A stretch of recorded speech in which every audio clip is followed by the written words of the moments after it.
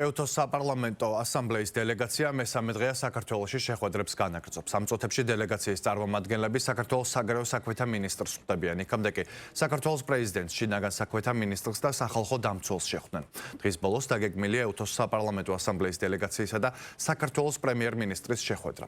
უფრო მეტ თემაზე ანა ბროლაძე გვეტყვის, რომელიც ახლა პირდაპირ ეთერში გვიერთდება. ანა, გისმენთ. ეუთოს საპარლამენტო ასამბლეის პრეზიდენტმა საგარეო საქმეთა სამინისტროში გადაინაცვლა სახალხო დამცველთან შეხვედრის შემდეგ დახურულ კარს მიღმა ლევან იოსელიანთან დისკუსიები შედგა დაახლოებით 1 საათის განმავლობაში და უშუალოდ შეხვედრის დასრულების შემდეგ ომბუდსმენმა გითხრა, რომ საუბარი შეეხებოდა ბოლო პერიოდში ქვეყანაში განვითარებულ პროცესებს, მათ შორის იმ ანგარიშს, რომელიც სახალხო დამცველმა წარადგინა საკანონმდებლო ორგანოში და რომელიც მოიცავს 2024 წელს საპროტესტო აქციებზე მოქალაქეთა მიმართ გამოვლენილ გადაცდომებსაც, მათ შორის ძალოვანების მხრიდან, ჟურნალისტებთან დაკავშირებით იყო საუბარი ასევე, რომლებიც დაშავდნენ პროფესიული მოვალეობის შესრულების დროს და ლევან იოსელიანის განცხადებით, მან საკუთარი პოზიცია გაუზიარა ქვეყანაში სტუმრად ჩამოსულ ეუთოს საპარლამენტო ასამბლეის დელეგატებს ბოლო პერიოდში საქართველოს პარლამენტის მიერ მიღებულ კანონებთან დაკავშირებითაც და როგორც სახალხო დამცველი ამბობს, მას აქვს გარკვეულ კანონებთან მიმართებაში კრიტიკული დამოკიდებულება და მათი ნაწილი, მათ შორის მაგალითად შეკრებისა და გამოხატვის თავისუფლების კანონში შეტანილი ცვლილებები, მათ შორის პირბადეების ტარებასთან დაკავშირებით, ან სისხლის სამართლის პასუხისმგებლობაში გადატანილი დარღვევები, რომელიც მანამდე ადმინისტრაციულ ნაწილს ეკუთვნოდა, ასე ვთქვათ, ეს ყველაფერი სახალხო დამცველს გასაჩივრებული აქვს საქართველოს საკონსტიტუციო სასამართლოში, როგორც ქვეყნის მთავარ იურიდიულ დოკუმენტთან, კონსტიტუციასთან შეუსაბამო და ამ საკითხებთან დაკავშირებითაც დაინტერესდნენ ამ შემთხვევაში ეუთოს საპარლამენტო ასამბლეის პრეზიდენტი და ის დელეგაცია, რომელიც მას თან ახლავს ქვეყანაში სტუმრობის დროს. ლევან იოსელიანმა უშუალოდ შეხვედრის დასრულების შემდეგ ჟურნალისტებთან გააკეთა კომენტარი და გაგვიზიარა ის მოსაზრებები, რომელთან დაკავშირებითაც იყო მსჯელობა და დისკუსია დახურულ კარს მიღმა.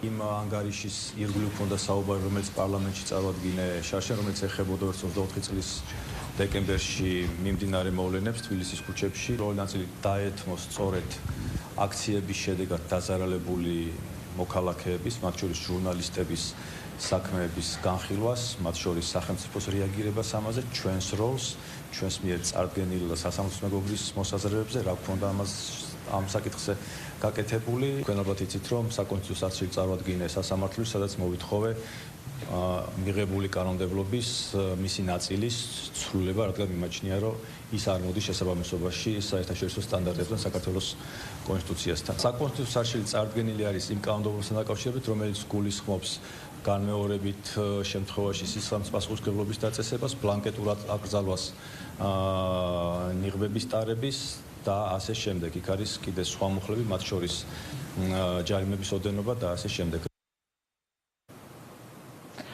სახალხო დამცველთან ეუთოს საპარლამენტო ასამბლეის დელეგაცია მოვიდა შინაგან საქმეთა სამინისტროდან, სადაც მათ შესაძლებლობა ჰქონდათ, რომ უწყების ხელმძღვანელ გეგა გელაძესთან იმსჯელათ და როგორც ამ შემთხვევაში შინაგან საქმეთა სამინისტროს მიერ გავრცელებულ ოფიციალურ განცხადებაში ვკითხულობთ, შეხვედრის ფარგლებში მინისტრმა დელეგაციის წევრებს გააცნო უწყების საქმიანობის პრიორიტეტული მიმართულები და მიმდინარე რეფორმები და განიხილეს საზოგადოებრივი წესრიგისა და უსაფრთხოების დაცვის მიზნით შინაგან საქმეთა სამინისტროს მიერ გადადგმული ნაბიჯები და გატარებული ზომები. უშუალოდ შინაგან საქმეთა მინისტრთან შეხვედრამდე კი ეუთოს საპარლამენტო ასამბლეის პრეზიდენტს და მის თანმხლებ დელეგაციას შესაძლებლობა ჰქონდათ, რომ საქართველოს პრეზიდენტთან მიხეილ ყაველაშვილთან ქონოდათ აუდიენცია ათონელის რეზიდენციაში და ამ შემთხვევაში უკვე პრეზიდენტის ადმინისტრაციის მიერ გავრცელებული ინფორმაციის მიხედვით მიხეილ ყაველაშვილი მიესალმა ეუთოს ძალისხმევას, აღნიშნა, რომ ის იყოს ინფორმირებული, გამართოს შეხვედრა ყველა ჩართულ მხარესთან და პრეზიდენტმა აღნიშნა, რომ 2012 წლიდან მოყოლებული საქართველო იყო და კვლავ რჩება დემოკრატიული პრინციპების, ადამიანის უფლებებისა და სასამართლოს უზენაესობის მტკიცე მხარდამჭერი და მნიშვნელოვანი მნიშვნელოვანია მისი შეფასებით და გადმოსახედიდან, რომ საქართველოს უცვლელად მოქმედებდეს როგორც კონსტრუქციული და პასუხისმგებლობის მქონე მონაწილე სახელმწიფო, რომელსაც მრავალმხრივი თანამშრომლობა აკავშირებს, მათ შორის EUTOS-თან და EUTOS საპარლამენტო ასამბლეასთან. პოლიტიკურ შეხვედრებს დღეს დელეგაცია უკვე დაასრულებს საქართველოს პრემიერ-მინისტრთან სტუმრობით მთავრობის ადმინისტრაციაში.